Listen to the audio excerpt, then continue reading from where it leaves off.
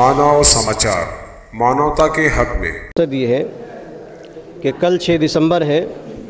और 6 दिसंबर 1992 को बाबरी मस्जिद को शहीद किया गया था और 9 नवंबर 2019 में बाबरी मस्जिद से मुताल्लिक सुप्रीम कोर्ट से एक फ़ैसला आया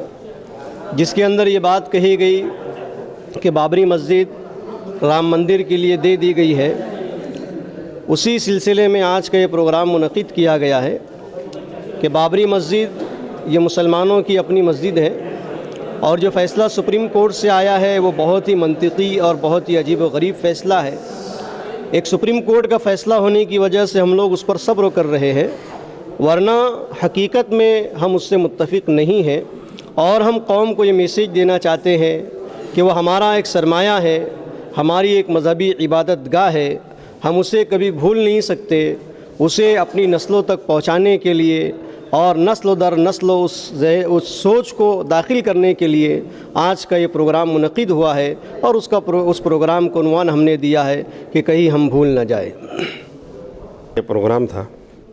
और इसका उन्वान ये रखा गया था कि बाबरी मस्जिद को कहीं हम भूल न जाएं।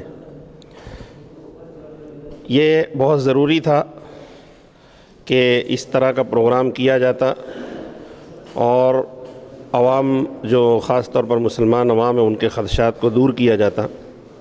इसके ज़रिए से पैगाम भी आम किया जाना चाहिए कि मस्जिद से मुताल्लिक़ जो हमारा अक़ीदा है,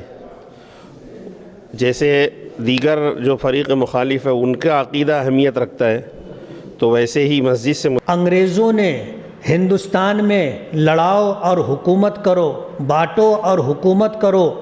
के प्रोग्राम के तहत हवा न दी होती तो आज हम और आप बाबरी मस्जिद के नाम से वाकिफ़ नहीं होते। बाबरी मस्जिद जैसी बहुत सारी मस्जिदें मुग़लिया दौर में तामीर की गई, वो कहाँ है, उसका नाम क्या है, ना आपको पता है ना मुझे पता है। लेकिन एक बाबरी मस्जिद को उन्वान अंग्रेज़ों ने बनाया था हिंदुस्तान पर लड़ाओ और हुकूमत करने के लिए, वरना हमारे हिंदू भाइयों को भी पता नहीं था कि राम की जाए पैदाइश कहाँ है। बात अगर हमारे घर की होती तो हम अपना घर दे देते। मैं देश पर इस वक्त जो गद्दारों की हुकूमत है उनको यह बताना चाहता हूं कि बात हमारे घर की नहीं, बात अगर 22 करोड़ मुसलमानों की होती तो अल्लाह की इज्जत की कसम है कि हिंदुस्तान के 22 करोड़ मुसलमान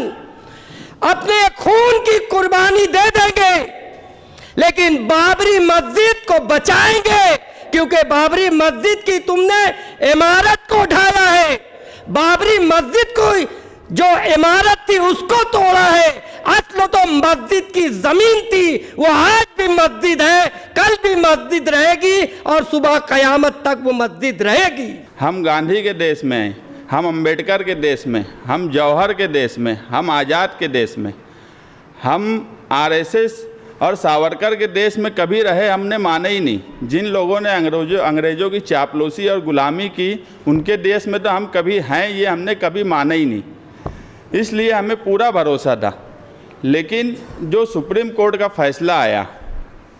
वो इत्मीनान बख्श कतई नहीं है। लोग कहते हैं कि कोर्ट के फ़ैसले पे क्रिटिसिज्म नहीं होना चाहिए, मगर जब कोर्ट का फ़ैसला ऐसा हो जिसमें ये बोला जाए कि बाबरी मस्जिद जो दिन के उजाले में शहीद हो गई, सारी दुनिया ने देखी, और सुप्रीम कोर्ट भी ये बात माने कि बाबरी मस्जिद को तोड़ना गलत है, उसके बाद भी अगर ये बात बोली जाए और जगह राम लल्ला के नाम पर मंदिर के लिए दे दी जाए तो ये लॉजिक हमारी समझ में नहीं आती इंसाफ की। उसके बाद इलाहाबाद खुसूसी कोर्ट का ये फ़ैसला कि जिन लोगों ने बाबरी मस्जिद तोड़ी उन लोगों को बरी कर देना,